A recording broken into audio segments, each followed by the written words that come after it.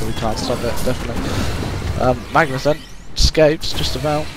Might be seeing Blink after him, but no need it. Tempest tries to go in, he just about selects Magebane on the edge. Definitely a close one. Corrupted though isn't actually focusing on him. Doesn't seem to be needed. Pyro once again, skin of his teeth, gets out of there. Soulstealer though, wants revenge, gonna go try and get it. Changes his mind. Pharoah tries to intercept, good dodge. And Tempest is gonna go try and help along with Magmus. No, not going to be needed. Tempest, Magmus will go down, goes to help, but not really at the end of the day. Nearly Tempest goes down, one more hit, might be able to get it. It's going to blink in a second. Yep, blink he does. Pyro though, he's still there. He wants to get Soulstealer and they get him. Wow. I think definitely what separates an average player from a really good player when you can make that decision and hang around with that low health and all that mana and get the kill off.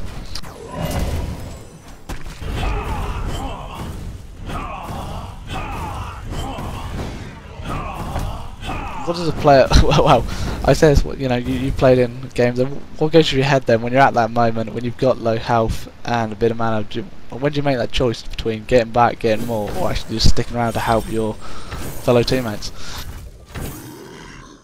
It's all about positioning and the site really. They've got some ones down.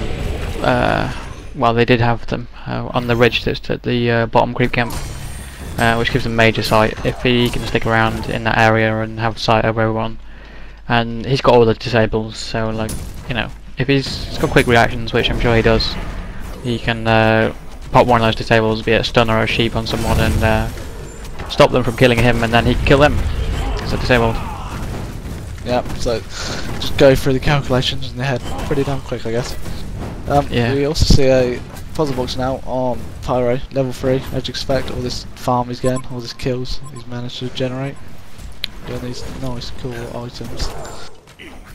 Which is going to be a right pain for PoL, or PoL should I say.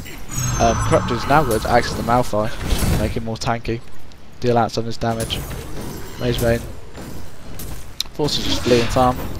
Oh, here we go, this is Pyro once again, going for the kill, and gets a kill. Magmus follows though, just deals that damage. Once again, Glacius being a bit of bait. Hellbringer, Soulstealer is coming in to help though. Might not be able to do much. Going to try and get his ultimate off. Puzzle box is going to help, and Tempest, as he's alongside him, goes invisible, but Dust reveals him. Great team play here, getting him. Oh, that quick cooldown gets him out of there. Only the 2 carries left to do any real threat. Well, once again, as you said, Magmus Pyro combination truly proving how effective they can be.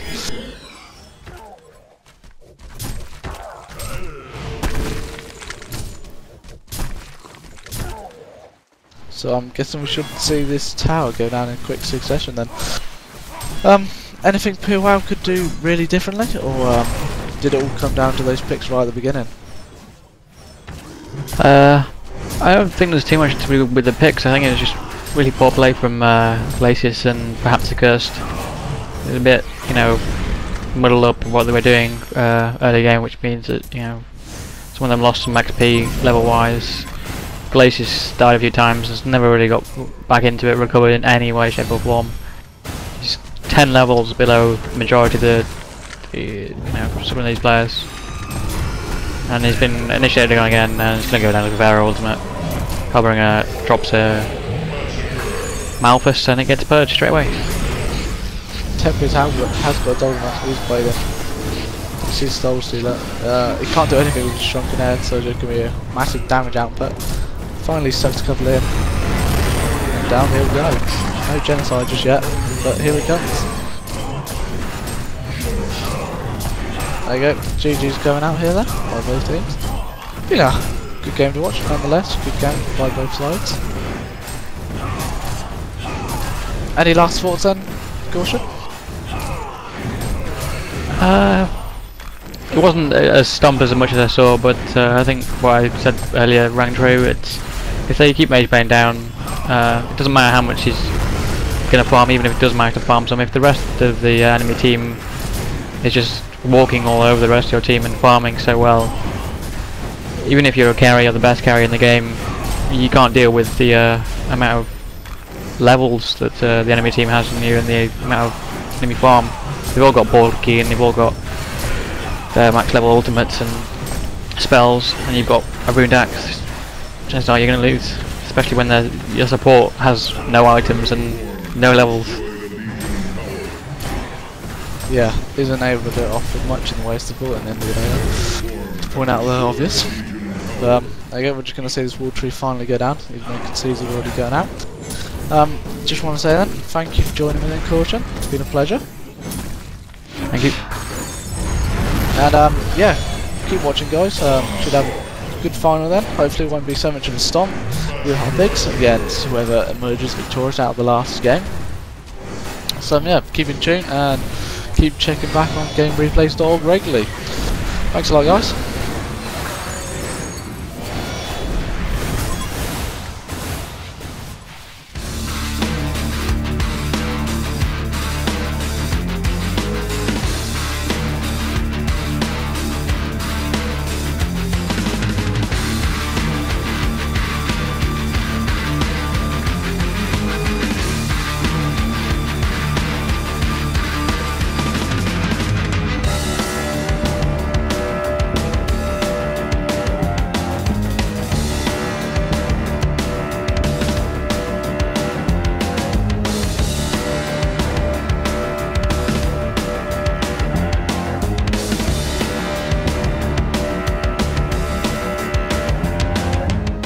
It's all about controlling, so you kind of aim to begin with what you want to leave them with, or what you want to try and get them to leave you with.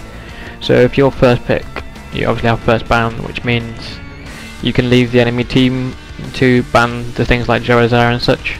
So you have your overall control really of the first pick, or the first three picks. Yeah. So for instance, if you really want to aim to get Gerozar or Hellbringer or Accursed, you kind of have to weigh up what 3 heroes you want to leave in the last 2 bans or something, and make you try and force them into making the tough call, because you know what you want to do. So then they either spot this and say, okay, well they're leaving these heroes. If we leave 3 of them, then obviously they get 1 good hero and we get 2 good heroes. So that's also another process of the second pick team to go through. Yeah. And then obviously the backlog is that you have your overall tactic and what lineup you want to do anyway. So lane composition is very important, obviously. So you need to sort of have an action lane. That you need to have like if you're going to go with a Rice tactic, you need a secure lane, and then mid you either need another Ricer or you need someone to be able to roam well, or someone that needs the levels quickly. So you can put like a melee hero that really needs levels there if you wanted to. Like Pharoah is the person that needs levels, and he also needs he kind of needs some farm to get bottle and boot ASAP, yeah. So he can go and ruin control and stab each lane. I think she was far better when they had it so that she could just harass people by last hitting. Like if there's a melee hero in the lane and she was just last hitting, then if they come close to try and deny it, then they're going to get harassed by the bounce. But they changed it so that it only bounces to heroes if you're attacking a hero as a primary target. The main reason she's getting picked now is because they unlinked the moonbeam to her ultimate, so that she can just take farming abilities and then take her ultimate and not have to put points in a single nuke. So she just concentrates on farming, and then if she turns up to a team fight or have to gank someone, she just has her ultimate